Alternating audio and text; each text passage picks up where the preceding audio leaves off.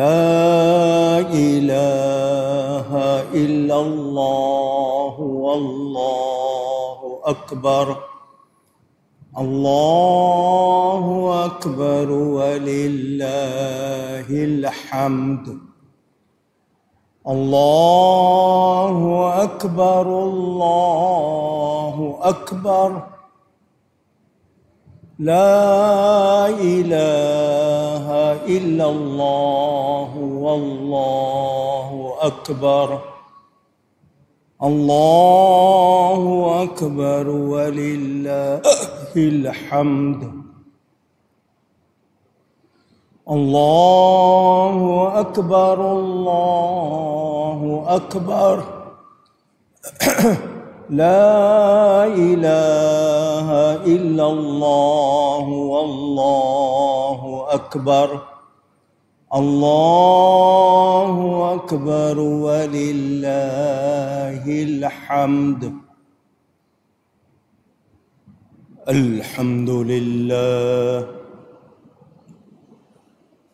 الحمد لله رب العالمين والعاقبة للمتقين، والصلاة والسلام على رسوله سيد المرسلين خاتم النبيين رحمة للعالمين شفيع المذنبين سيدنا ومولانا محمد رسول رب العالمين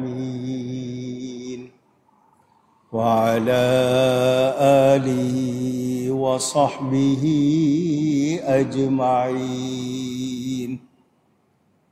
أما بعد، فأعوذ بالله من الشيطان الرجيم. بسم الله الرحمن الرحيم. قد أفلح من تزكى وذكر اسم ربه فصلى. وقال الله تبارك وتعالى في مقام آخر: ولتكملوا العدة ولتكبروا الله على ما هداكم ولعلكم تشكرون. صدق الله العلي العظيم. الله أكبر الله أكبر. لا إله إلا الله والله أكبر. الله أكبر ولله الحمد. الله أكبر الله أكبر. لا إله إلا الله والله أكبر. الله أكبر ولله الحمد. الله أكبر الله أكبر. لا إله إلا الله والله أكبر. الله أكبر ولله الحمد. الله أكبر كبيرا والحمد لله كثيرا وسبحان الله بكرة وأصيلا. الصلاة والسلام عليك يا رسول الله.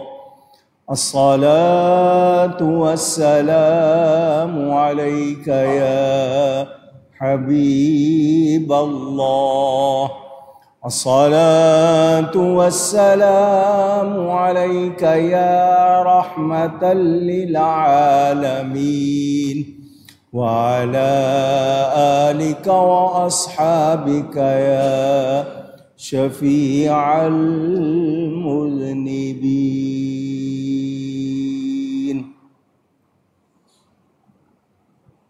اللہ تعالی جل شانہ وعم نوالہ وعز اسمہ، اس کا شکر، اس کا احسان، اس کا کرم، اس کا فضل، اس کی عنایت کہ اس نے ہم سب کو آج کا مبارک دن عطا فرمایا۔ یہ افطار کبیر ہے، یوم انعام ہے، عید الفطر ہے۔ مسلمانوں کو ماہ رمضان میں روزے رکھنے کا حکم دیا گیا۔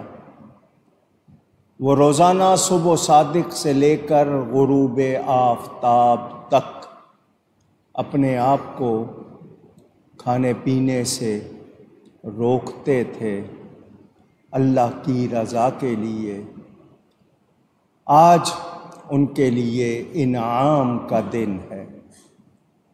اس بات کا غم ہے کہ ماہ رمضان، اللہ کا پیارا مہمان، ماہ غفران ہم سے رخصت ہو گیا۔ اس بات کی خوشی ہے کہ یوم انعام عطا ہوا۔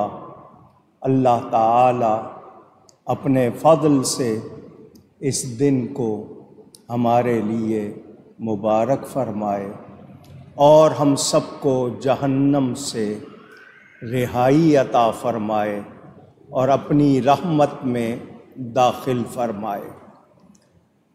رمضان المبارک میں ہم نے تقویٰ کی تربیت حاصل کی۔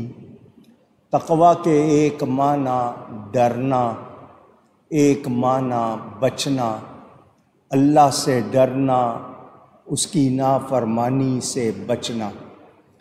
روزے کی حالت میں حلال، پاک، طیب چیزیں بھی ہم اللہ کی رضا کے لیے چھوڑ دیتے تھے۔ اب ہمیں نئی زندگی شروع کرنی ہے تو رمضان کی تربیت کو جاری رکھنا ہے۔ جب اللہ کی رضا کے لیے حلال کو چھوڑ سکتے ہیں تو اس کی رضا کے لیے حرام کو کیوں نہ چھوڑیں۔ یہ آج کے دن سے آپ کا نیا سفر شروع ہوگا۔ رمضان میں جو کچھ سیکھا ہے اس کے مطابق اگلے 11 مہینے گزارنے ہیں۔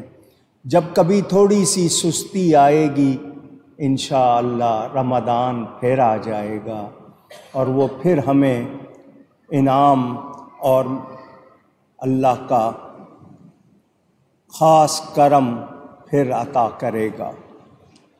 میں اس حوالے سے ہر سال شروع میں آپ کو 2-4 باتیں عقلی طور پر سمجھانے کے لیے کرتا ہوں۔ اجتماعیت، جمع ہونا، گیدرنگ، یہ نیچرل ہے، فطری چیز ہے۔ دنیا بھر کی تمام قوموں نے اجتماعیت کے لیے، جمع ہونے کے لیے، گیدرنگ کے لیے مختلف تہوار، اوقات مقرر کیے ہوئے ہیں۔ ہر قوم میں آپ کو اوکیزنز نظر آئیں گے۔ جو لوگ مذہبی قیدوں سے آزاد اپنے آپ کو کہتے ہیں، ان میں بھی اجتماعیت کی نمائش نظر آتی ہے۔ وہ اینیورسریز، جلسے، پارٹیاں، نمائشیں، میلے، اس عنوان سے وہ اپنے آپ کو تفریح پہنچاتے ہیں اور جمع ہو کر اپنی جو بھی ان کی تقریبات ہوتی ہیں ان کو مناتے ہیں۔ انسانوں کا ہجوم، جمع ہونا، جہاں فائدہ مند ہے وہاں مضر اثرات بھی رکھتا ہے۔ مضر کا مطلب نقصان پہنچانے والے، ہارمفل۔ اجتماعیت کام چاہتی ہے، اگر کوئی مفید کام پیش نظر نہ ہو تو پھر رنگ رلیاں ہوتی ہیں، رقص و سرود ہوتا ہے، ناچ گانا ہوتا ہے، شراب و شباب، رشک و حسد، بد نظری، بدکاری، بلکہ بات کبھی کبھی قتل و غارت تک بھی پہنچ جاتی ہے۔ میلے ہوں، ٹھیلے ہوں، ہولی کے نام سے، دیوالی کے نام سے، اس طرح کی تقریبات، تہوار، اس طرح کی مثالیں مشرکین عرب کے مشرکوں کے ہاں بھی ملتی ہیں۔ اسلام اگر صرف منع کرتا اور ان کا کوئی اچھا بدل پیش نہ کرتا، عمدہ نمونہ پیش نہ کرتا، صرف منع کرتا کہ ان کے میلوں میں نہیں جانا، ان کی نمائشوں میں نہیں جانا، تو یہ ناکافی ہوتا۔ لوگ کہتے پھر ہم کس طرح اپنے اجتماع کریں، ہم کس طرح کیا کریں؟ تو اسلام نے اجتماع کے لیے، ہجوم کے لیے مشغلہ بھی مقرر کیا، پرپس بتایا، تاکہ انسانی دل، قلب انسانی اپنی فطری پیاس بھی بجھا سکے اور اجتماعیت کو نیکی کی طرف مرکوز کر سکے۔ دیکھیے آج عید کا دن ہے، اجتماع ہے، بڑے بڑے اجتماع عید گاہوں میں، نماز گاہوں میں، مساجد میں ہو رہے ہیں۔ لوگ عید کے دن غسل کرتے ہیں، پاکیزہ ستھرا صاف لباس پہنتے ہیں، خوشبو لگاتے ہیں، گھروں سے نکلتے ہیں تو اللہ کا نام جپتے ہوئے نکلتے ہیں، تکبیریں پڑھتے ہوئے نکلتے ہیں۔ ہمدردی، اخوت و محبت، بھائی چارہ اور پیار ان سب میں نظر آتا ہے۔ توبہ کرتے ہیں، دعا کرتے ہیں، پاکیزگی کا، نیکی کا جذبہ ہے۔ عبادت کو دوام، ہمیشگی ہے، کیونکہ اللہ کی بارگاہ میں عمل وہی مقبول ہے جو ہمیشہ ہو، دائمی ہو، بھلے تھوڑا ہو۔ نماز عید ادا کریں گے لوگ، شانہ بشانہ کھڑے ہوں گے۔ شانہ کندھے کو کہتے ہیں، کندھے سے کندھا ملا کر کھڑے ہوں گے۔ ایک جیسی حرکت و جنبش ہوگی، ایک ہی عبادت کریں گے۔ رنگ، نسل، ذات پات، یہ تعصبات ان میں نظر نہیں آئیں گے۔ سب ایک امام کی پیروی کریں گے۔ نظم و نسق بھی ملے گا، ان میں ترتیب بھی ملے گی، اور اچھا نمونہ، اچھا مظاہرہ ہوگا۔ تمام مسلمان مل کر دنیا بھر کے ایک خاندان کی طرح ہیں، ایک کنبے کی طرح ہیں۔ ہماری قومیت مغرب والوں کی طرح نہیں ہے، ہماری قومیت رنگ اور نسل کے حوالے سے نہیں ہے، ایمان کے حوالے سے ہے۔ سب مسلمان مل کر باہم یگانگت کا اظہار کرتے ہیں، ایک دوسرے سے محبت کرتے ہیں، احترام کرتے ہیں، معانقہ کرتے ہیں، مصافحہ کرتے ہیں، ایک دوسرے کو مسکرا کے ملتے ہیں۔ پورا مہینہ رمضان کا اجتناب کے مرحلے سے گزر کر اب نئی زندگی شروع کرنے کا دن ہے۔ اب رمضان میں حاصل کی ہوئی تقوی کی تربیت کے عملی دور کا آغاز ہے۔ ہم نے نفس پر کنٹرول کرنا سیکھا، کیونکہ یہ نفس بھڑکے تو عقل کام نہیں کرتی۔ تقوی انسان کو سکھاتا ہے کہ وہ اپنے نفس پر شریعت کی لگام کو مضبوط رکھے۔ ہم نے کیا کرنا ہے، کیا نہیں کرنا، کیا جائز ہے، کیا نہیں، کیا صحیح ہے، کیا غلط، یہ تربیت ہمیں پورا مہینہ ملی ہے۔ شیطان بند ہو گیا تھا مگر نفس تھا۔ نفس نے شیطان کا کتنا اثر لیا ہوا تھا۔ ہم نے اپنے نفس کو سنوارنے کے لیے محنت کی۔ روزہ دار روزے کی حالت میں اگر کوئی اس سے جھگڑے تو وہ اسے کہہ دیتا ہے میں روزے سے ہوں۔ کیا مطلب؟ اس حالت میں میں جھگڑا نہیں کروں گا۔ آپ غیبت سے بچے، جھوٹ سے بچے، لغو کلام سے بچے۔ کھانا پینا سامنے موجود تھا، پاک تھا، حلال تھا، مگر انسان کو روزہ پیارا تھا، اس کو اللہ کی رضا مطلوب تھی۔ انسان نے سمجھ لیا کہ خواہشات پر کمال پانا ہی کمال ہے، خواہشات پر قابو پانا ہی کمال ہے۔ طبیعت کے تقاضوں پر شریعت کے تقاضوں کو غالب کرتے رہے۔ یہ پرہیزی فکر رمضان نے دی، انسان نے روزے سے اس کو سیکھا۔ یہ ترقی کا زینہ ہے۔ جو اپنے نفس کو قابو کر لیتا ہے پھر اس کی زندگی آسان ہو جاتی ہے، اس کو پھر بہت سی مشکلات سے بچنے کا خود بخود طریقہ اور سلیقہ آ جاتا ہے۔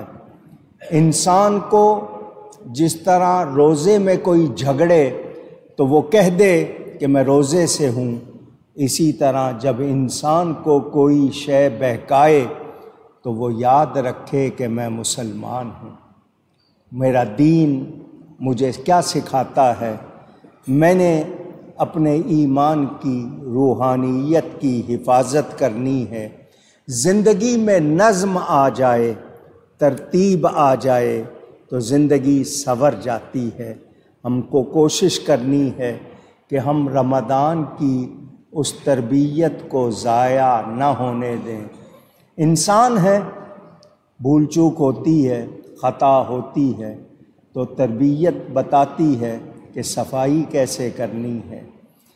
ہر مہینے 3 روزے رکھنے کو کہا گیا۔ ایام 20، 13، 14، 15 چاند کی تاریخ کے حساب سے 3 روزے رکھو۔ میڈیکل سائنس بھی کہتی ہے کہ یہ بڑے فائدہ مند ہیں، اس سے انسان کے جسم کا نظام اچھا ہو جاتا ہے۔ سال کے بعد پورا مہینہ روزہ رکھتے ہیں تو پورا جسم پوری طرح، جس کو اوور ہالنگ کہتے ہیں، اس طرح ہو جاتا ہے، صفائی ہو جاتی ہے۔ یہ کرم ہے، مہربانی ہے۔ ہم مشقت کے عادی ہو جاتے ہیں، ضبط کے، کنٹرول کے عادی ہو جاتے ہیں، اور جس کو کنٹرول آتا ہو وہ بہت سی بلاؤں سے بچ جاتا ہے۔ یہ عید ہے، خوشی کا تہوار ہے، افطار کبیر ہے۔ آئیے آپ کو کچھ احادیث بھی سناؤں۔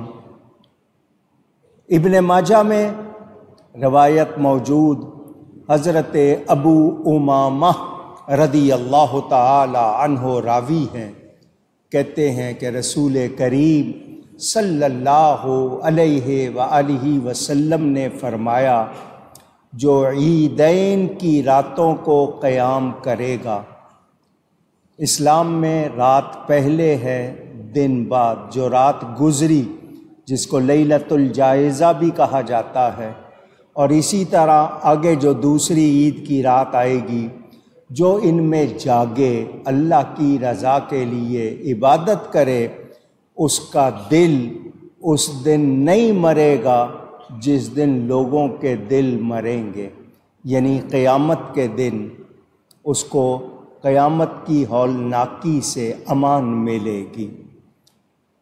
ابو داؤد شریف میں حدیث موجود، فرمایا مسلمانوں کے لیے 2 دن خوشی کے ہیں، عید الفطر اور عید الاضحیٰ۔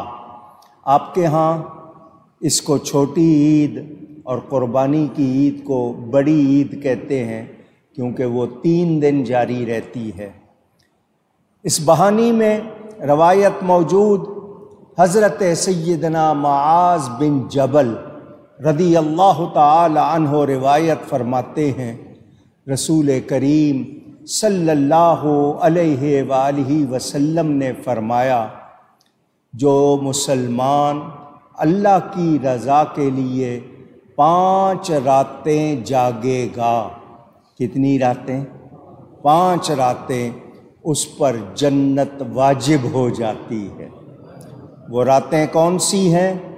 15 شعبان کی رات، جس کو شب براءت کہتے ہیں، لیلہ مبارکہ۔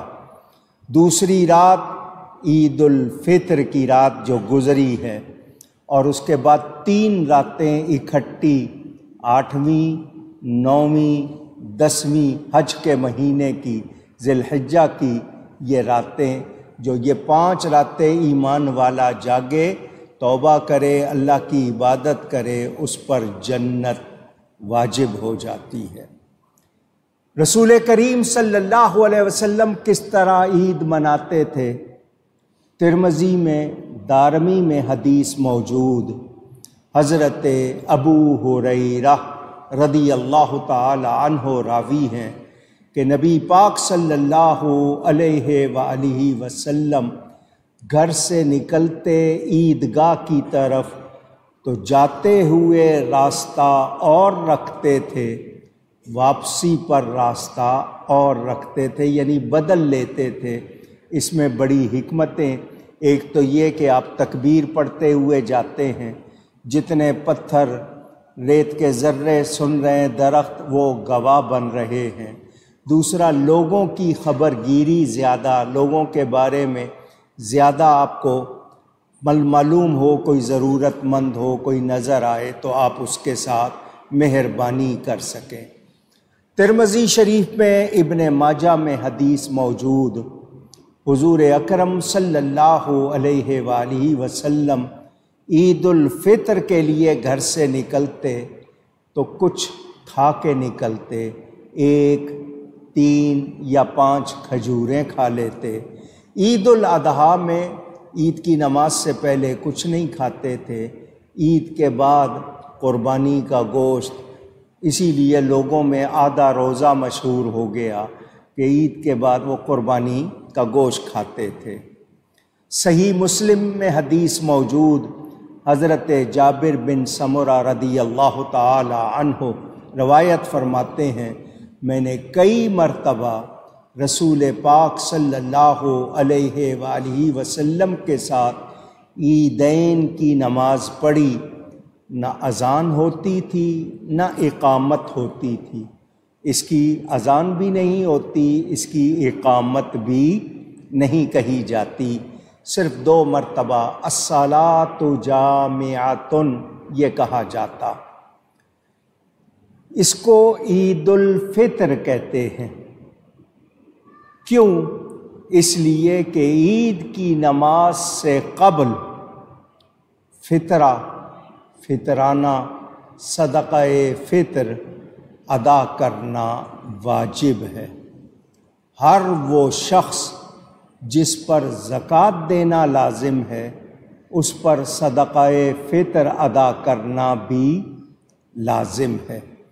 ابو داؤد، ابن ماجہ میں روایت موجود، حضرت ابن عباس رضی اللہ تعالی عنہما وہ راوی ہیں کہ حضور صلی اللہ علیہ وسلم نے صدقہ فطر مقرر فرمایا، اور فرمایا اس کے 2 فائدے ہیں۔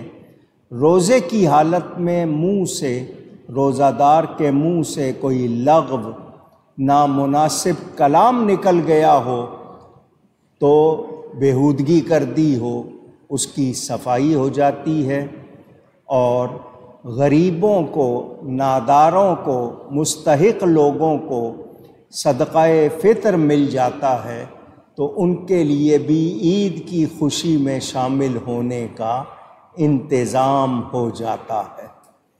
یہ صدقہ فطر مال پر نہیں ہے، افراد پر ہے۔ جو گھر کا سربراہ ہے وہ گھر کے تمام افراد کا اگر کفیل ہے تو سب کی طرف سے وہ صدقہ فطر دے گا، دودھ پیتے بچوں کی طرف سے بھی دے گا۔ یہ صدقہ فطر اگر کوئی ادا نہ کرے تو اس کے روزے قبول ہونا تو دور کی بات ہے، اللہ تعالیٰ کی بارگاہ میں پیش بھی نہیں ہوتے، زمین و آسمان کے درمیان لٹکے رہتے ہیں۔ تو یہ صدقہ فطر مختلف لوگ، مختلف ان کے صدقے ہوں گے۔ عام آدمی جو سادہ کھانا کھاتا ہے اس کو چاہیے 2 کلو 50 گرام یا 2 کلو آٹا، یا اس کی قیمت، جو اچھا آٹا ہو، اسٹینڈرڈ کا جس کو آپ کہتے ہیں معیاری، اس کی قیمت یا 2 کلو آٹا دے دے۔ جو زیادہ اچھا کھاتے ہیں بہتر، وہ جو کے حساب سے 4 کلو جو یا اس کی قیمت وہ دیں گے۔ جن کو اللہ نے اور زیادہ وسعت دی ہے، جن کے گھر میں زیادہ کھانے پکتے ہیں، وہ کھجور کے حساب سے 4 کلو کھجوروں کی قیمت ایک آدمی کی طرف سے صدقہ فطر دیں گے۔ اور جن کے ٹیبل پر، جن کے میز پر 6 قسم کے کھانے، کئی قسم کے برتن، وسعت ہے، ان کو چاہیے وہ کشمش کے حساب سے 4 کلو کشمش کے حساب سے ایک آدمی کا صدقہ دیں۔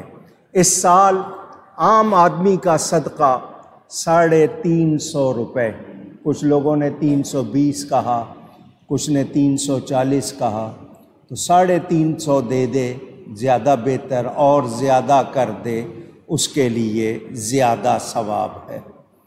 یاد رہے کہ صدقہ فطر عید کی نماز سے قبل ادا کرنا ہے۔ آپ پہلے روزے کو بھی دے سکتے ہیں، رمضان میں درمیان میں بھی دے سکتے ہیں، نہیں دیا تو عید کی نماز سے قبل ادا کر دیں۔ اگر کوئی نہیں کرے گا، بعد میں دے گا، تو وہ جو دیر کرے گا اس کو ثواب میں کمی آئے گی۔ تو بہتر ہے کہ عید کی نماز سے قبل، تاکہ مستحق لوگوں کو مل جائے اور وہ بھی عید کی خوشیوں میں شریک ہو جائیں۔ وہ تمام لوگ جن کو زکوٰۃ دے سکتے ہیں ان کو فطرہ بھی دے سکتے ہیں۔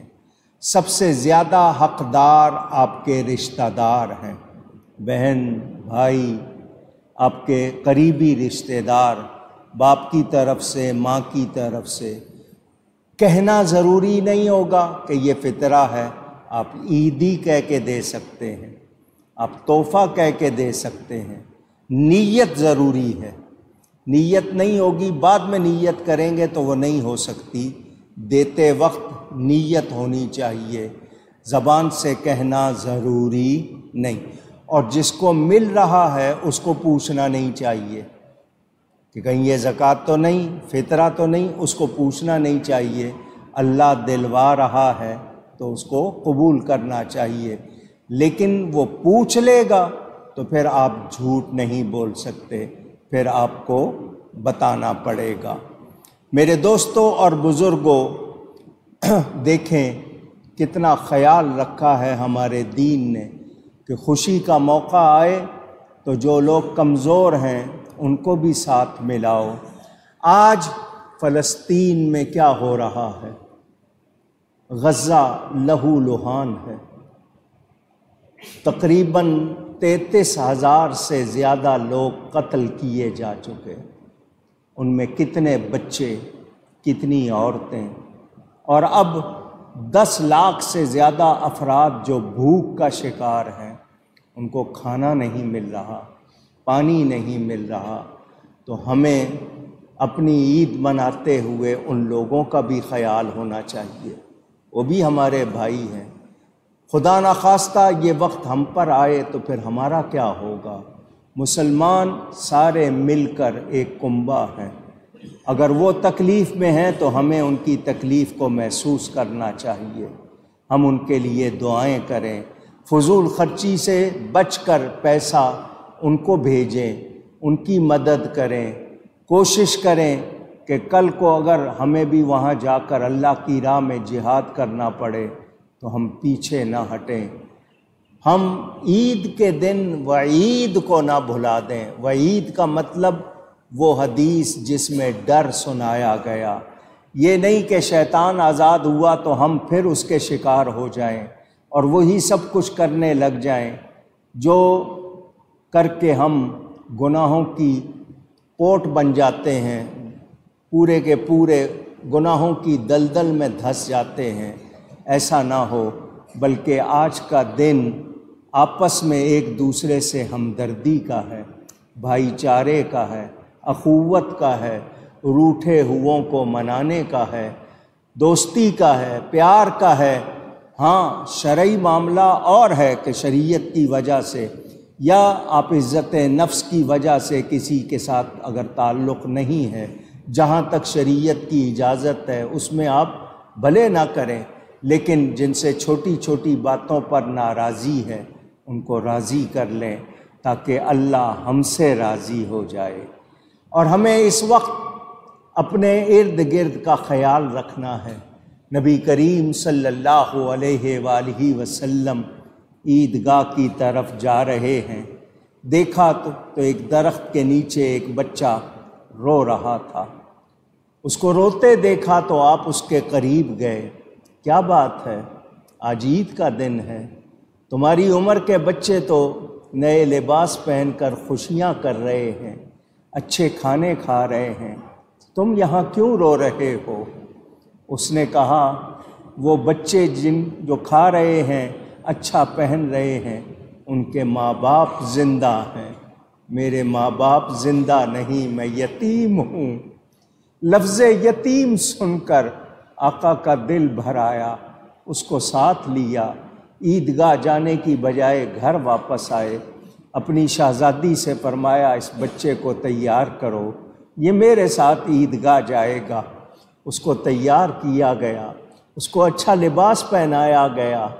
حضور صلی اللہ علیہ وآلہ وسلم نے اسے فرمایا کیا تو اس بات پہ راضی ہے کہ میں تیرا باپ ہو جاؤں؟ اپنی بیٹی کے لیے فرمایا کہ وہ تیری ماں ہو جائے، حسنین تیرے بھائی ہو جائیں۔ یہ حسن سلوک دیکھ کر وہ بچے جن کے ماں باپ زندہ تھے وہ بھی کہہ رہے تھے کاش آج ہم یتیم ہوتے، ہم سے اتنی مہربانی ہوتی۔ میرے نبی پاک صلی اللہ علیہ وسلم نے یہ سلوک فرما کر امت کو پیغام دیا۔ ہمیں کمزوروں کا خیال رکھنا چاہیے۔ اس موقع پر وہ تمام مرد حضرات جو اپنے بیوی بچوں کے لیے رمضان میں روزہ رکھ کر محنت کرتے رہے، کماتے رہے، سختی برداشت کرتے رہے، گھر والے ان کی قدر کریں، اور گھر والوں کو ان خواتین کی بھی قدر کرنی چاہیے جو روزہ رکھ کر باورچی خانے میں تپش میں آپ کے لیے پکوان تیار کرتی رہیں، محنت کرتی رہیں۔ آپس میں ایک دوسرے کی قدر کریں گے، خوشیاں ہوں گی، برکتیں ہوں گی۔ اللہ ہم سب کو توفیق عطا فرمائے۔ کسی کے ہاں سے ایک کھانا کھاتے ہو کتنا شکریہ ادا کرتے ہو، تو گھر میں بھی گھر والوں کو آپ کا اور آپ کو گھر والوں کا شکریہ ادا کرنا چاہیے۔ اس سے آپ کی شان میں کوئی کمی نہیں آئے گی بلکہ محبت اور عزت زیادہ ہوگی۔ میرے دوستوں اور بزرگوں، ہمیں عید ہمدردی سکھاتی ہے، اخوت سکھاتی ہے۔ آپ کے ساتھ کندھے سے کندھا ملا کر کھڑے ہونے والے کو آپ نہیں پوچھتے وہ کون سی زبان بولتا ہے، وہ کس قوم برادری سے تعلق رکھتا ہے، جو آپ خاندانوں کے حوالے سے بتاتے ہیں، بلکہ سب کے سب اللہ کی رضا کے لیے ایک ہوتے ہیں، ایک امام کی پیروی کرتے ہیں۔ یہ کتنی اچھی مثال ہے، یہ اجتماع کتنا اچھا اجتماع ہے۔ اس میں شور و شغب نہیں ہوتا، اس میں عبادت ہوتی ہے، پاکیزگی ہوتی ہے، نیکی ہوتی ہے۔ آپ غسل کرتے ہیں آپ کو ثواب ملتا ہے، مسواک کرتے ہیں آپ کو ثواب ملتا ہے، خوشبو لگاتے ہیں آپ کو ثواب ملتا ہے، عیدگاہ زیادہ دور نہ ہو تو پیدل آنے جانے پر ثواب ملتا ہے، ایک دوسرے کو سلام کرنے ملنے پر ثواب ملتا ہے۔ یہ اسلام ہے، یہ دین اسلام محبت سکھاتا ہے۔ ایک مسلمان دوسرے مسلمان کے لیے کیسا ہو یہ ہمیں سکھایا جاتا ہے۔ حضور اکرم صلی اللہ علیہ وسلم عید الفطر کی نماز کچھ دیر سے ادا کرتے تھے، عید الاضحیٰ کی نماز کچھ پہلے ادا کرتے تھے، کیونکہ اس کے بعد قربانی ہوتی ہے۔ سہولت ہے، ہر علاقے میں اگر ایک ہی وقت میں ہو تو جو رہ جائے گا پھر اس کو کیسے ملے گی، اس لیے ہمارے ہاں مختلف ٹائم ہیں۔ یہ جب سورج نکل آئے، اشراق کا وقت شروع ہو جائے، اس وقت سے عیدین کی نماز لوگ پڑھنا شروع کر دیتے ہیں۔ میرے دوستوں اور بزرگوں، ہر وہ شخص جس پر جمعہ پڑھنا واجب ہے اس پر عید کی نماز بھی واجب ہے، لیکن ہم جو سب سے بڑی سستی کرتے ہیں عید کے دن فجر کی نماز نہیں پڑھتے، جبکہ وہ فرض ہے۔ دیر سے اٹھتے ہیں، عید کی نماز ہمارے ہاں لوگ جو ہیں وہ عید کی نماز کچھ ہیں ہی ایسے جو صرف پڑھتے ہی عید کی نماز ہیں سال میں، اس کے علاوہ نہیں پڑھتے۔ وہ جیسے لوگوں نے کہانیاں بنا لی آپس میں ایک دوسرے کے حوالے سے، تو سستی کرتے ہیں، جبکہ فجر کی نماز ادا کرنی چاہیے۔ اس کے بعد تکبیر پڑھتے رہیں، تسبیح پڑھتے رہیں، پھر عیدگاہ جائیں، عید پڑھیں۔ عید کے بعد آپ آپس میں ایک دوسرے کو ملتے ہو، رشتہ داروں سے ملتے ہو، دوستوں سے ملتے ہو سکے تو قبرستان بھی چلے جایا کریں۔ کبھی وہ جو آپ کی عید ہوتے تھے یا آپ جن کی عید ہوتے تھے ان کو بھی تحفے میں فاتحہ خوانی کر کے ثواب پہنچائیں تو بڑا فائدہ ہے، اور ان کے لیے بھی آپ کے دل میں احساس، اور پھر دنیا کی لذت کم ہوتی ہے قبرستان جانے سے، دنیا کی رغبت زیادہ نہیں ہوتی، موت یاد رہتی ہے۔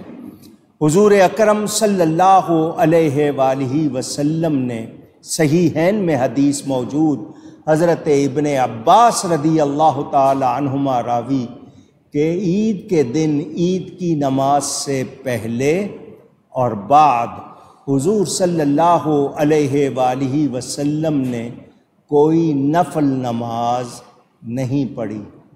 عید کے دن عید کی نماز فجر کے بعد عید کی نماز تک، اور عید پڑھنے کے بعد بھی کوئی نفل نماز نہیں پڑھی۔ آئیے آپ کو خوشخبری سناؤں۔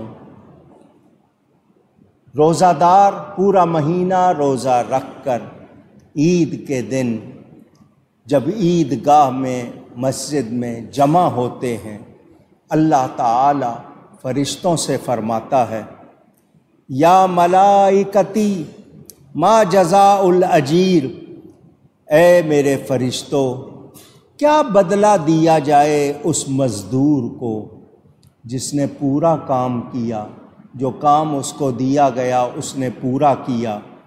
فرشتے عرض کرتے ہیں، یا اللہ تیری شان یہی ہے کہ اس کو پوری مزدوری دے۔ اللہ فرماتا ہے، تم سب گواہ ہو جاؤ، میں نے ان سب کو بخش دیا ہے۔ یہ جب عید پڑھ کے لوٹیں گے تو بخشے ہوئے لوٹیں گے۔ کتنا بڑا انعام ہے۔ اعلان ہوتا ہے رب کی طرف سے، آج کے دن مجھ سے مانگو، مجھے میری عزت و جلال کی قسم تم جو سوال کرو گے میں ضرور عطا کروں گا۔ اللہ تعالیٰ کی طرف سے یہ اعلان، فَيَقُولُ يَا عِبَادِي لِي صُمْتُمْ وَلِي صَلَّيْتُمْ انصرفوا مغفوراً، اے میرے بندو تم نے میرے لیے روزے رکھے، میرے لیے نماز پڑھی، جاگے رات کو، تراویح پڑھی، نیند قربان کی، اب تم عید پڑھنے آئے ہو، عید پڑھ کے جاؤ، اس طرح تم نکلو کہ تم بخشے ہوئے ہو۔ میرے دوستوں اور بزرگوں، فرشتے صبح سے گلیوں میں، راستوں میں، کناروں پہ کھڑے ہوئے ہیں اور آوازیں لگا رہے ہیں، یا امت محمد اخرجوا الی رب کریم یعطی الجزیل ویغفر الذنوب العظیم، اے نبی کریم صلی اللہ علیہ وسلم کے امتیوں، نکلو اپنے گھروں سے اپنے رب کی طرف، عزت والے کریم رب کی طرف، وہ تمہیں بہت اجر عطا کرے گا، تمہارے گناہوں کو بخش دے گا۔ یہ فرشتے ندائیں کر رہے ہیں۔ آپ نے سنا ہوگا شش عید، یہ لوگوں میں نام رکھ لیا گیا۔ 6 روزے ماہ شوال میں رکھے جاتے ہیں۔ کچھ لوگ عید کے دوسرے دن سے ہی رکھ لیتے ہیں، وہ کہتے ہیں عادت پڑی ہوئی ہے، وقفہ کریں گے تو مشکل ہوگی۔ پورے مہینے میں شوال میں 6 روزے اکٹھے رکھیں یا وقفہ کر کے رکھیں، ایک دن رکھے 2 دن نہیں رکھا پھر ایک دن، 6 روزے تو 6 ہو جائیں گے یہ روزے، 30 روزے ہوئے رمضان کے۔ آپ کہیں گے 29 کا چاند ہوا، ثواب 30 کا ہی ملتا ہے، بھلے 29 کا ہو ثواب 30 کا ہی ملتا ہے۔ اعتکاف 10 دن کا ہی ثواب ملے گا، بھلے 9ویں دن پورا ہو گیا۔ تو 30 وہ ہو گئے اور 6 یہ ہو گئے، کتنے ہو گئے؟ 36 ہو گئے۔ اور آپ نے سنا ہوا ہے کہ من جاء بالحسنۃ فلہ عشر امثالھا، اللہ فرماتا ہے کوئی ایک نیکی لے کر آئے گا تو ہم اس کو 10 گنا اس کا اجر دیں گے۔ تو 360 ہو گئے، 36 کو 10 سے ملٹیپلائی کریں، ضرب دیں تو 360۔ تو جو یہ 6 روزے بھی رکھ لیتا ہے اس کو پورے سال کے روزوں کا ثواب مل جاتا ہے، گویا اس نے پورا سال روزہ رکھا۔ آئیے آپ کو کچھ پس منظر دکھاؤں۔ پہلی امتوں میں بھی عیدیں تھیں۔ حضرت ابراہیم علیہ السلام کی قوم، جس قوم میں آپ تشریف لائے،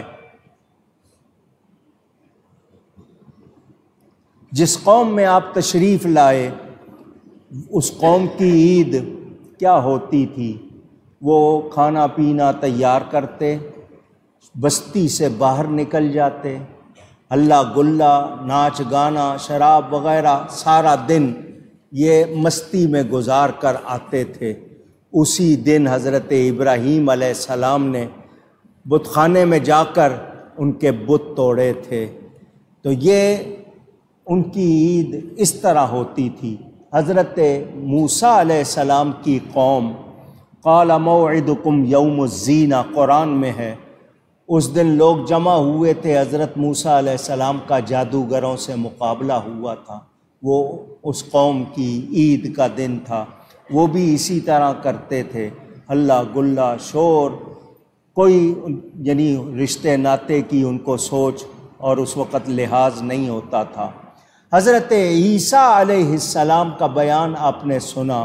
حضرت عیسیٰ علیہ السلام نے دعا کی تھی، اللہم ربنا انزل علینا مائدۃ من السماء تکون لنا عیدا لاولنا وآخرنا وآیۃ منک۔ حضرت عیسیٰ نے دعا کی تھی، اے اللہ، اے ہمارے پروردگار، ہمارے رب، آسمان اونچائی سے ہم پر مائدہ اتار، پکے پکائے کھانوں کا دسترخوان، کہ جس دن وہ اترے وہ دن ہمارے لیے عید کا دن ہو جائے۔ یہ عید کا لفظ بھی قرآن میں آیا۔ مائدہ اللہ تعالیٰ کی طرف سے ان کے لیے بھنے ہوئے پکے ہوئے کھانے آتے تھے، تو مائدہ نعمت، تو جس دن وہ اترا مائدہ وہ دن کون سا ہو گیا؟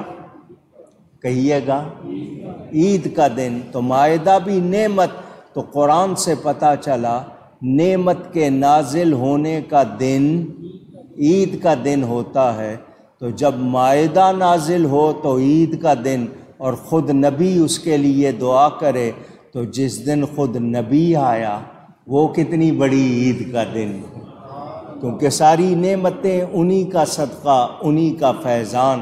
تو جو لوگ کہتے ہیں قرآن میں عید کا ذکر کہاں، اور خاص طور پر عید میلاد، ان کو بتا دینا کہ نزول نعمت کا دن عید کا دن ہوتا ہے، اور اللہ کی سب سے بڑی نعمت ہمارے نبی پاک صلی اللہ علیہ وآلہ وسلم۔ میں نے آپ کو شروع میں جو منظر بتایا، آپ کافروں کی، غیر مسلموں کی خوشی کے دن دیکھیں گے تو ان میں وہ جو کچھ کرتے ہیں اس سے راضی ہوتا ہے شیطان۔ کرسمس کا نام ہو، ہولی دیوالی ہو، جو بھی ان کے ہوتے ہیں، وہ جو کچھ کرتے ہیں اس سے کون راضی ہوتا ہے؟ رنگ پھینکنا، کوئی لحاظ نہیں ہے کسی کا، کیا سلوک کرتے ہیں، پھر ان کا منظر کیا ہوتا ہے، تو وہ کس کو راضی کرتے ہیں؟ تو کافر کی عید سے شیطان راضی ہوتا ہے، مومن کی عید سے رحمان راضی ہوتا ہے۔ آپ کو انعام کا دن ملا ہے اللہ کو راضی کرنے کا، اللہ کی رضا حاصل کرنا۔ جس کو اللہ کی رضا ملی عید اسی کی ہے۔ صرف اجلا لباس پہن لینا عید نہیں ہے، اصل عید کیا ہے کہ رب راضی ہو جائے۔ وہ راضی ہو جائے تو پھر ہمارے لیے نعمتیں ہی نعمتیں ہیں، خوشیاں ہی خوشیاں ہیں۔ دیکھیں، اسلام موسمی عبادات کا دین نہیں ہے۔ صرف رمضان میں مسجد آنے کا حکم نہیں ہے، پورے سال ہے، روزانہ 5 وقت ہے۔ تو ہم اگر صرف رمضان میں ہی مسلمان ہونا ہے اور باقی بھولے رہنا ہے تو بتائیے کیا ہم سمجھدار کہلائیں گے؟ کیا ہمیں فائدہ ہوگا؟ روزانہ آپ مغرب کی اذان کا انتظار کرتے تھے کب اذان ہو اور روزہ کھولیں۔ اب روزانہ مغرب کی اذان آپ کا انتظار کرے گی کہ آپ سنیں اور نماز کو آئیں۔ تو ہمیں رمضان کی تربیت کو بھولانا نہیں۔ اعتکاف بیٹھنے والے اعتکاف بیٹھے کس نیت سے کہ اللہ سے بخشش لے کے اٹھیں گے۔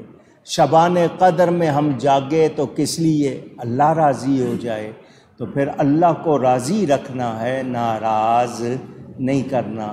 اس ایک دن میں ہی ایسے کام شروع کر دیں کہ شیطان کو خوش کرنے لگ جائیں تو پھر ہماری محنت برباد ہوگی یا نہیں ہوگی؟ اونچی کہیے۔ پارسی ہیں، ان کے ہاں موسم کا موقع ہوتا ہے، نوروز کہتے ہیں اس کو، وہ اس موقع پر کرتے ہیں۔ مسلمان کیا کرتے ہیں؟ روزانہ 5 وقت اللہ کو یاد کرتے ہیں۔ تو ہمیں یاد رکھنا ہے کہ یہ عید اسی کی ہوگی جو رب تعالیٰ کو راضی کرے گا۔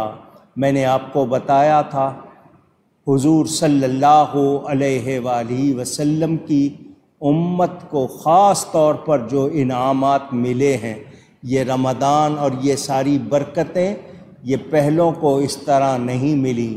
تو ہم پر کرم ہے اور صدقہ ہے رسول پاک صلی اللہ علیہ وآلہ وسلم کا۔ اس موقع پر میں نے آپ کو 1-2 پیغام دینے ہیں۔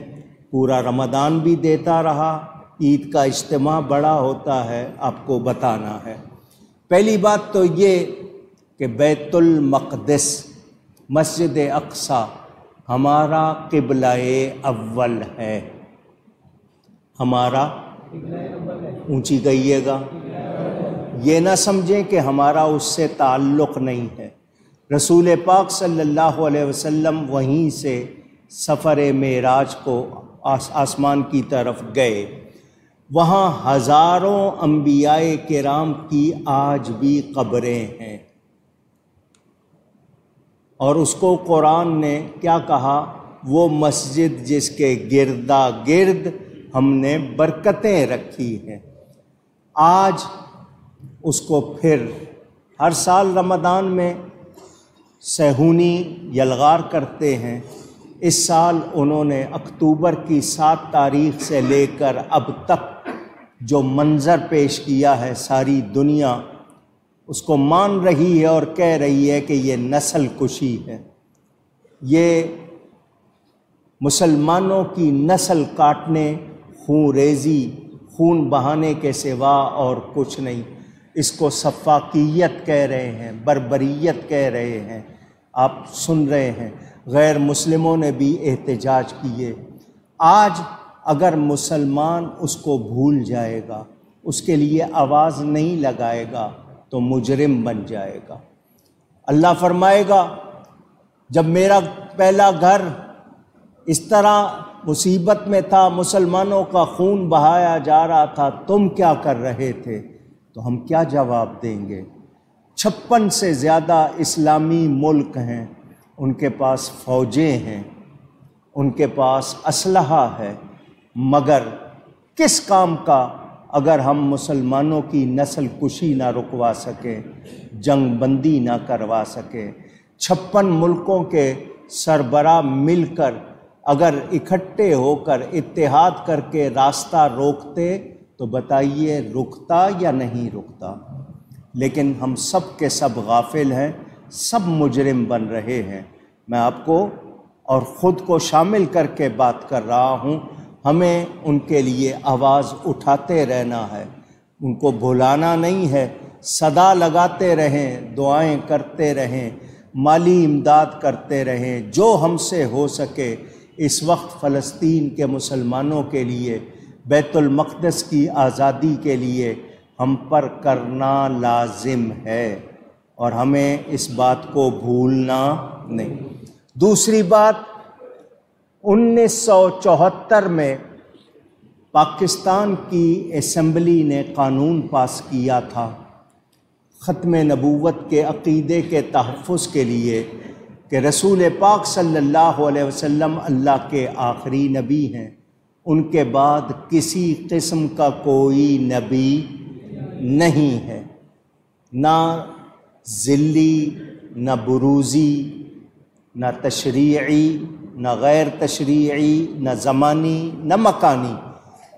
یہ قادیان کا وہ شخص جس کا نام مرزا غلام احمد قادیانی، اس نے انگریز کے کہنے پر انگریز کا غلام بن کر نبوت کا جھوٹا دعویٰ کیا۔ مسلمانوں نے مقابلہ کیا، تاجدار گولرا پیر مہر علی شاہ صاحب نے، امیر ملت حضرت پیر سید جماعت علی شاہ صاحب نے، اعلیٰ حضرت امام احمد رضا نے، علماء نے کتابیں لکھی، مقابلہ کیا۔ بالآخر 1974 میں پاکستان کی اسمبلی نے پوری کارروائی کر کے قانون بنایا کہ قادیانی، مرزائی، احمدی، لاہوری یہ لوگ کافر ہیں، مرتد ہیں، مسلمان اونچی گئی ہے نہیں۔ یہ قانون بن گیا۔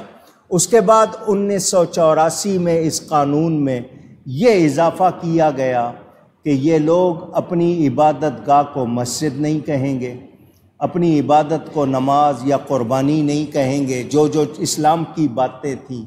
آج پھر پاکستان کی سپریم کورٹ کے بڑے جج نے اس بات کو چھیڑنے کی کوشش کی، قادیانی کو مذہب قرار دے کر، مرزائیت کو، قادیانیت کو مذہب کہہ کر کہا کہ جس طرح غیر مسلموں کو آزادی ہے، ان کو بھی آزادی ہونی چاہیے۔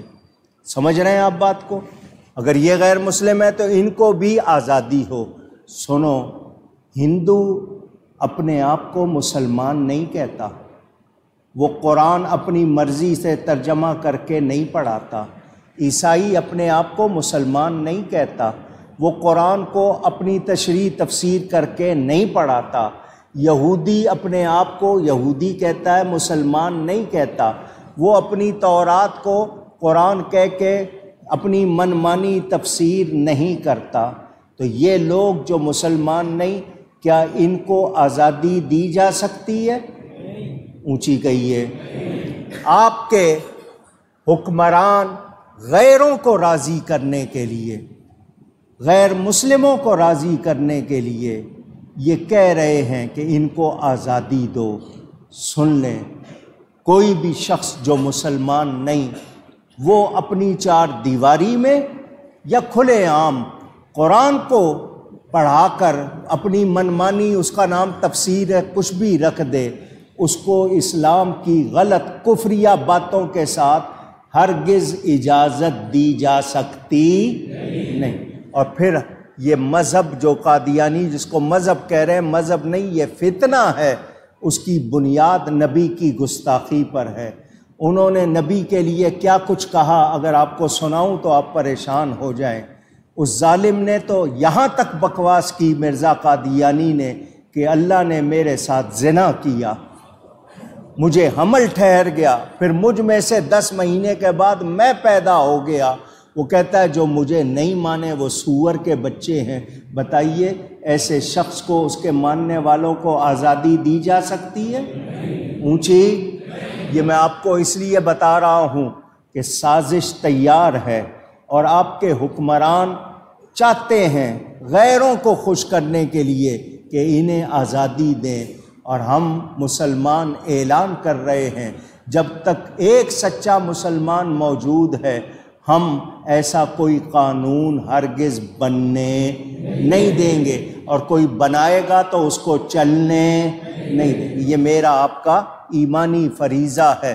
نبی کی عزت پر حملہ ہو رہا ہے تو کیا ہم خاموش رہیں؟ اونچی۔ تو آپ کو بھی اپنے فیس بک پر، اپنے پیجز پر صبح و شام یہی کہنا ہے کہ قادیانی کوئی مذہب نہیں ہے، یہ قادیانی گستاخ رسول ہیں۔ ان کو تبلیغ کی، اپنے اسلام کے نام پر اپنی کتاب یا قرآن کہہ کے اس کو پڑھانے، چار دیواری میں بھی اس کی اجازت، اونچی کہیے۔ یہ آپ کو میں نے سبق یاد کرایا، اس کو یاد رکھنا ہے۔ اصل بات بتائیے کہ وہ چاہتے کیا ہیں۔ وہ کہتے ہیں جس طرح دوسرے غیر مسلموں کو اجازت، ان کو بھی اجازت۔ وہ غیر مسلم اپنے آپ کو مسلمان نہیں کہتے، یہ مسلمان کہنا چاہتے ہیں، اور قرآن کی وہ تفسیر کرنا چاہتے ہیں قرآن کے نام پر جس میں کفریات اور نبی کی گستاخی۔ تو ہم یہ چیز برداشت کر سکتے نہیں۔ تو ہمارا پیغام ہے حکمرانوں کو، دین میں دخل نہ دو، دین کو چھیڑو نہیں، کیونکہ تمہارا کام صرف کرسی تک ہے۔ تمہیں دنیا کی لالچ ہے، جعلی ووٹ سے آؤ یا اصلی ووٹ سے آؤ، تم نے پیسے لوٹنے ہیں، تم نے غریبوں کے لیے مسائل بڑھانے ہیں، اپنے لیے وسائل بڑھانے ہیں، تم نے عیش کرنا ہے، کبھی بجلی کا بل بڑھا کے بم گراتے ہو، کبھی گیس کا، تم یہ کر سکتے ہو، لیکن تمہیں دین میں دخل دو گے تو پھر ہم برداشت نہیں کریں گے۔ یہ پیغام یاد رکھنا ہے۔ ہم نے نبی سے وفاداری کرنی ہے، نبی کے دشمنوں سے نہیں کرنی۔ اور پاکستان اسلام کے نام پر بنا، یہ اسلام کا قلعہ ہے۔ پاکستان کا مطلب کیا؟ پورا کلمہ پڑھو، لا الہ الا اللہ محمد الرسول اللہ۔ یہاں چلے گا تو نبی کا دین چلے گا، نبی کا نظام چلے گا، کسی اور کا چل سکتا نہیں۔ دوسری بات جو میں نے آپ سب کو کہنی ہے، اہل سنت جو سنی ہیں آج ان کو لڑوایا جا رہا ہے، علماء کے گروہ بنائے جا رہے ہیں، مختلف باتیں بے لگام سوشل میڈیا جس کے لیے جو چاہے کہہ رہا ہے۔ آپ کی کیا بات کروں، میرے خلاف شروع ہو جاتے ہیں، میں کسی سے ہاتھ ملا لوں، ان کو وہ بندہ پسند نہ ہو تو کہہ دیتے ہیں یہ وہ ہو گیا، یہ حال ہو گیا ہے۔ یہ سنیوں کو کیوں لڑایا جا رہا ہے؟ کہ سنیوں کے 2 بہت بڑے جنازے ہوئے، ان جنازوں کو دیکھ کر وہ پریشان ہو گئے، ان لوگوں کو توڑو، ان کی قوت کو کمزور کرو، انہیں آپس میں الجھا دو۔ تو سنیوں، اگر نبی کے وفادار ہو تو نبی کے صحابہ سے بھی پیار کرنا ہوگا، نبی کے اہل بیت سے بھی پیار کرنا ہوگا، نبی کی امت کے اولیاء کو بھی پیار کرنا ہوگا۔ ہم نہ صحابہ کی بے ادبی برداشت کریں گے، نہ اہل بیت کی بے ادبی برداشت کریں گے، اور ہمیں لڑانے والے جان لیں ہم نبی کے وفادار ہیں، نبی کا دامن چھوڑ سکتے نہیں۔ تو میں آپ سے کہوں گا، علماء اہل سنت کے ساتھ آپ ایسا رویہ، سوشل میڈیا پہ مختلف ٹیمیں بیٹھی ہوئی ہیں لڑوانے کے لیے، آپ نے ان کا شکار نہیں بننا ہے۔ جو سچا سنی ہے وہ ہمارا ہے۔ اگر کسی عالم سے گفتگو میں، تحریر میں کوئی غلطی ہوتی ہے، علماء اس کا احتساب کریں، اس کے پاس بیٹھیں، صفائی کی کوشش ہو، نہیں ہوتی ہے تو علماء اس کے لیے حکم دیں کہ یہ غلط، عوام کا یہ کام نہیں ہے۔ آپ لوگ اس طرح اگر گروہوں میں، ٹکڑوں میں، ٹولیوں میں بٹ جاؤ گے، آپ کی پھر ہوا اکھڑ جائے گی، اور وہ یہی چاہتے ہیں، یہ یا رسول اللہ پکارنے والوں سے نبی کا عشق نکال لیں۔ تو ہم ان کو بتا دینا چاہتے ہیں، جان نکل سکتی ہے، نبی کی محبت نہیں نکل سکتی۔ اللہ یا رسول اللہ۔ میں نے عید کے دن یہ پیغام خاص طور پر آپ کو دیا۔ آپ کے سامنے جھولی چلائی جائے گی۔ ایک جھولی تھی ہرے کپڑوں والی، جو تھی پہلے شروع میں مسجد کے لیے چل چکی۔ اب جو جھولی آپ کے سامنے آئے گی پیلے کپڑے والی، اس میں آپ فطرانہ، فدیہ وہ ڈال سکتے ہیں، اور یہ جو ہرے کپڑے والی ہے اس میں صرف مسجد کے لیے بطور عیدی آپ کچھ دینا چاہیں۔ مسجد کا آپ کو پتہ ہے کوئی اور آمدنی نہیں ہے، اور اس وقت ہم مسجد میں اعلان کر چکے ہیں رمضان میں کہ ہم نے بجلی کے لیے سولر سسٹم لگانے کا فیصلہ کر لیا ہے۔ کمپنی سے بات ہو گئی ہے، 25 سے 30 لاکھ روپے کا انہوں نے تخمینہ بتایا ہے، خرچہ بتایا ہے۔ اس میں سے تقریباً 11 لاکھ روپے ہمیں لوگوں نے پہنچا دیے ہیں، 30 لاکھ روپے کرنے ہیں۔ جس کو اللہ توفیق دے، زیادہ سے زیادہ، جلد سے جلد، کیونکہ بجلی کا بل بہت زیادہ آنے لگ گیا ہم سے۔ اب رمضان میں آپ اندازہ کریں 2 لاکھ روپے مہینے کا بل، جبکہ مسجد کی آمدنی صرف جمعے کا چندہ ہے، وہ پورا نہیں ہوتا۔ 6 لاکھ روپیہ ماہانہ خرچہ ہے، آمدنی 1.25 لاکھ، 1.5 لاکھ۔ تو آپ لوگوں کے عطیات ہیں جن سے یہ کام ہوتا ہے۔ اللہ آپ سب کو جزائے خیر دے۔ جن کو اللہ نے وسعت دی ہے وہ بڑا اعلان کر دیں، ہمیں رقم نہ دیں، کمپنی کو دے دیں ڈائریکٹ۔ تو سولر سسٹم لگانا ہے، دعا کریں کہ وہ جلد لگ جائے اور اس مسجد کو آسانی ہو۔ آپ کی سہولت کے لیے انتظامات کیے گئے۔ رمضان میں ہم سے کوئی کوتاہی ہوئی ہو، کوئی کمی ہوئی ہو، ہم معافی چاہتے ہیں۔ کوئی آپ کی اچھی تجاویز ہوں تو ضرور دیجیے گا، کوشش کریں گے آئندہ ان پر زیادہ سے زیادہ عمل کریں۔ خواتین کے لیے یہاں پر چاند کی 2 تاریخ کو اور 21 تاریخ کو ظہر کے بعد صرف 92 منٹ، نبی پاک کے نام کے عدد 92 منٹ یعنی 1.5 گھنٹہ درود شریف کا حلقہ ہوتا ہے، جمع ہو کر صرف درود شریف پڑھا جاتا ہے۔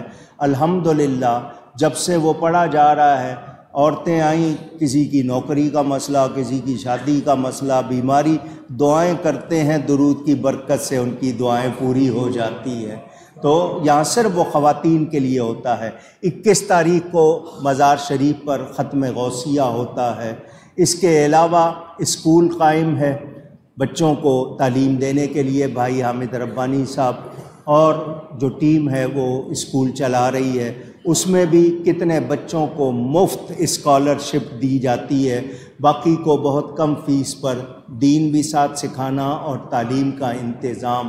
اور بھی اس کے علاوہ ہماری مزید جتنی کاوشیں ہیں، کوشش کرتے ہیں آپ سب کو فائدہ پہنچائیں، اہل محلہ کو، نمازیوں کو، لوگ آتے ہیں، مستحق لوگ بہت زیادہ آتے ہیں، ان سے تعاون کے لیے بھی آپ کے جو ہوتا ہے آپ مہربانی کرتے ہیں، ان سے بھی ہو جاتا ہے۔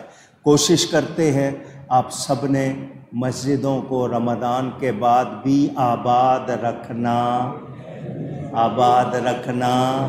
ہے۔ ایسا نہ ہو کہ آپ پھر رخ بدل لیں۔ اللہ ہم سب پر کرم فرمائے۔